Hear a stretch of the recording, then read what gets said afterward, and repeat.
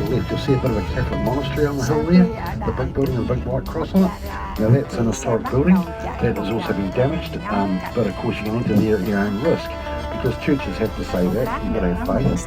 Me, I couldn't go in there because I'm a Protestant, but if you're Catholic then all means you can go in there, but I still wouldn't.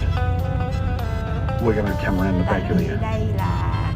Okay, so as we head up here, this is going to be the area called Wellington Bay.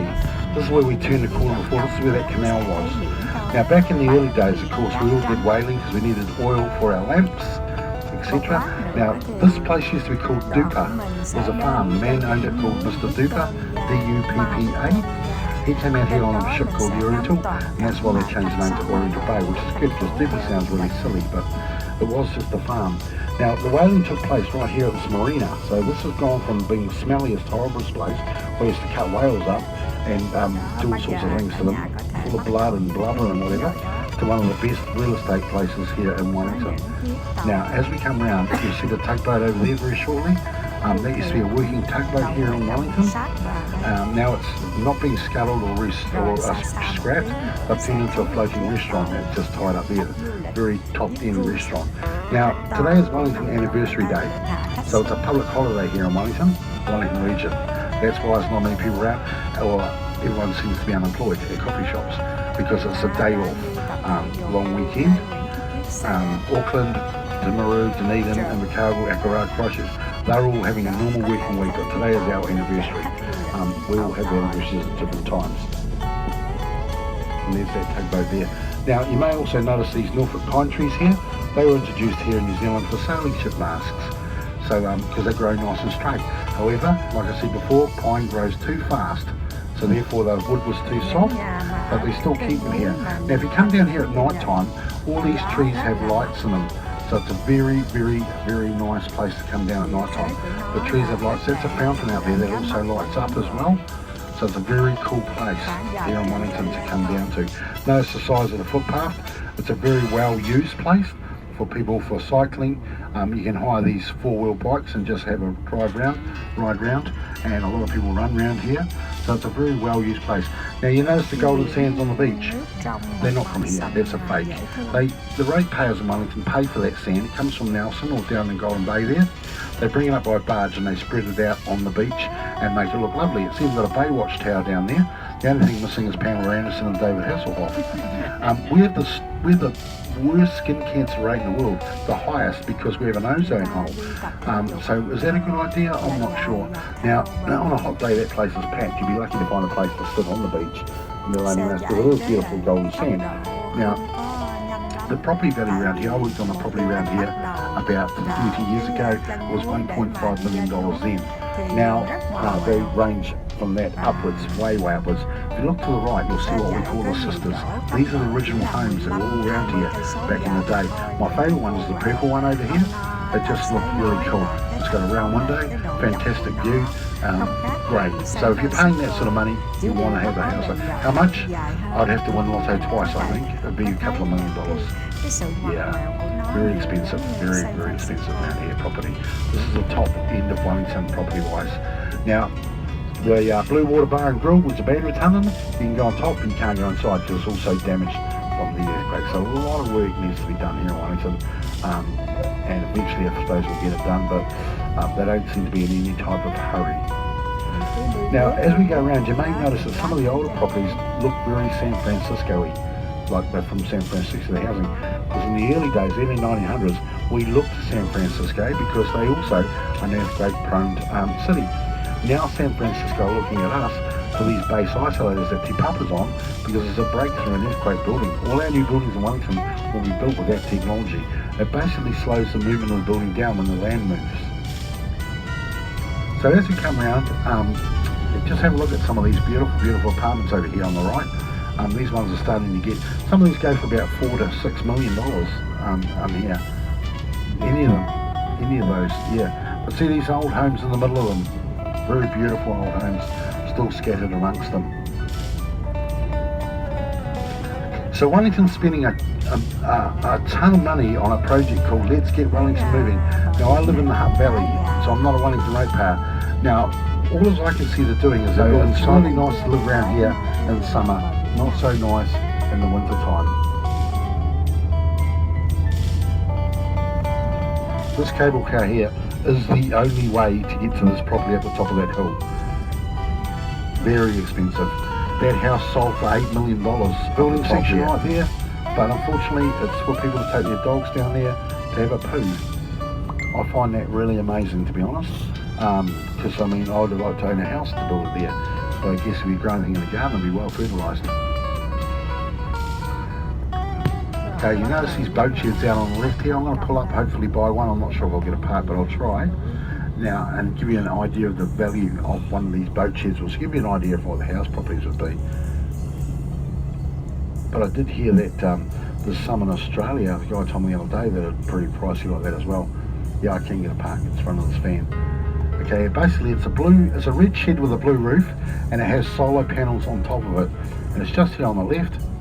That one there. That sold 2 and a bit years ago for $260,000, that thing there. So you can imagine what a house costs if that's what that costs. Now you can only live in them for 24 hours, then you have to leave, because that's the caveat on it. But the fact of the matter is you just go to work and your 24 hours starts again, so there's always loopholes. So that's what it costs to live in a garage hanging over the water. So it's a little nutty in my opinion, but I bought a garage in my house 20 years ago. It was a 6x6 garage, it only cost me $8 grand. So yeah, big difference. So you guys know about Lord of the Rings and The Hobbit? Yeah? Well, to be honest with you, I watched one of the movies and I fell asleep during it, okay? It's not my thing. I did watch, however, a thing called Breaking Bad, which was a lot better. So I'm going to show you the Lord of the Rings site. Would you like to see it? Yeah. Some of your people, now you can't go back bragging, because some people off your ship may have paid $50+ to see this part of the tour, but being half Scots, I don't like rip-offs. Well, I don't like rip-offs anyway, regardless of nationality. So it's a rip-off, because there is nothing left here of Lord of the Rings in Wellington. The only place that has anything of Lord of the Rings left is in Hamilton, where they have the Hobbits' houses there you go and visit, and apparently it's pretty outstanding. So I'm going to show you that. Don't point and laugh if this Hobbit bus is up there, Lord of the Rings bus is up there. I did see some people come off your ship today going for Lord of the Rings, and my heart was bleeding when I saw them. I thought, oh, poor people. Now to the right, to my left, you see the orange needle in the sky? That's a working cephalometer, also a piece of artwork. It measures wind speed. That thing can go horizontal sometimes. In fact, they have to move it back because it closed the footpath off. Now, it's mainly a piece of art, but also measures wind speed. Why we need to measure wind speed, I don't know. I don't need something like that in my house. I pull my head out the door and go, oh, it's windy today, but that's what it is. Now it's struck by lightning, but that's why I don't really care about it. I've met most of those All Blacks. I mean, Corey Jane used to catch my bus. He played for Upper Hutt. Sonny Bill Williams, what a poser. You know, the best All Black I ever met was Jonah Lomu. I met him a few times. He was a good bloke, and he was an ambassador, a real ambassador for it, so he was okay. But the rest of them, Sean Fitzpatrick, do you remember Sean Fitzpatrick? He's a tosser, mate. He was on a tour bus one day, dropped his pie on the ground, and they all walked over it. That's the culture of the All Blacks. And then the same driver, he also took the Wallaby team out, and it was John Eales and George Gregan. They all have turns of being bus boys. These two guys... Is it what? No. No, you don't want to pull them down. Well, I'm going to jump the light. This is how I go. It's okay, sorry about it. No, you wouldn't pull them down, because I don't think you'd be able to build on them. Yeah, heritage houses, yeah. But you see here, there's some modern ones. If a developer was to buy them, he'd maybe buy 2 or 3 properties, because the building codes are totally different now to what they were. So a lot of places you wouldn't be able to put back what you had, or the land wouldn't be enough size prop section, if you know what I mean. Yeah.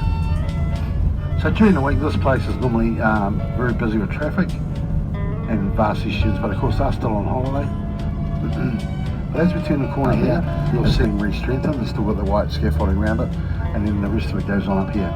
These other houses along here are actually owned by them as well, like for their services, like there might be counselling or dental or doctors. So it's all Victoria University up here. During the week time when the university's going, this place is just teeming with life. There's just lots and lots of people around, lots of cars moving around.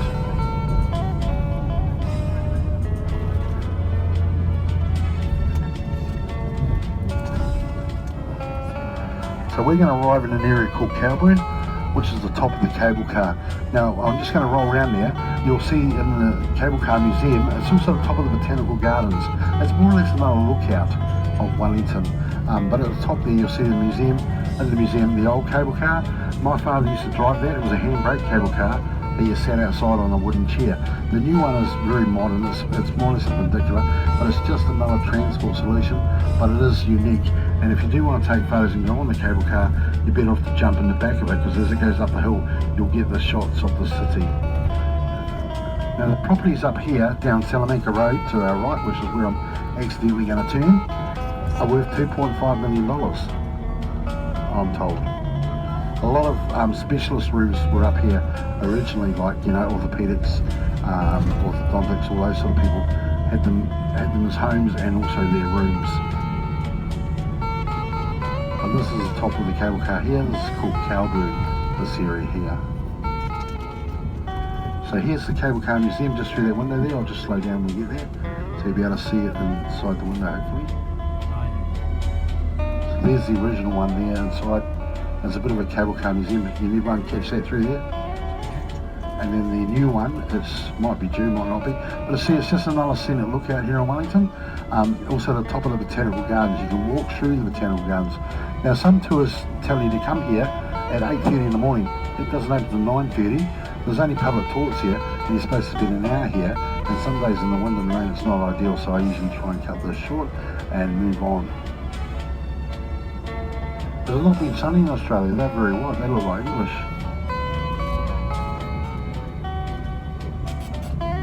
Now you may have also noticed see all these old homes, they had long run or tin roofing.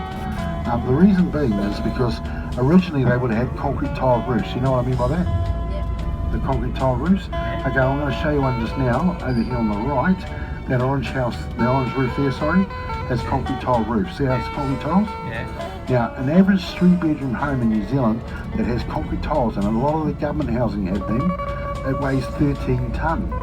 So in an earthquake, you don't want to be lying in bed and having 13 tonne hanging above your head. So that is the reason why a lot of places have changed their roofers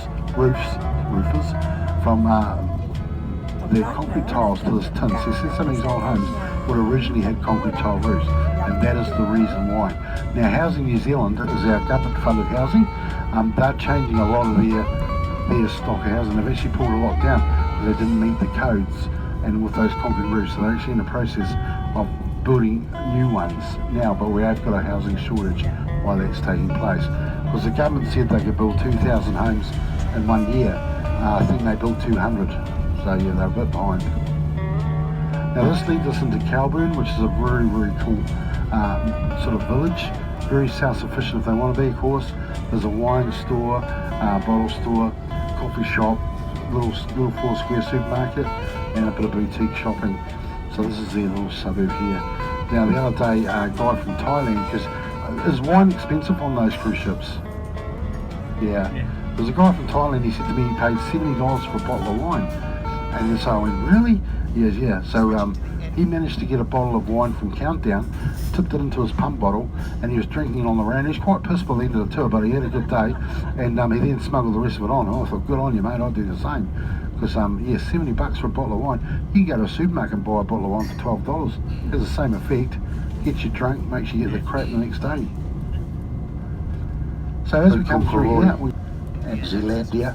Now growing up, I grew up in Wilton, which is also to the right here. We moved out to the valley.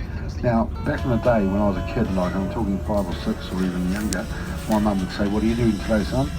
My answer was always, I'm out with my mates, because if I wasn't, I got a job. It's not like nowadays where teenagers lie in bed all day, get up, grunt at your lunchtime, get something to eat and go back to their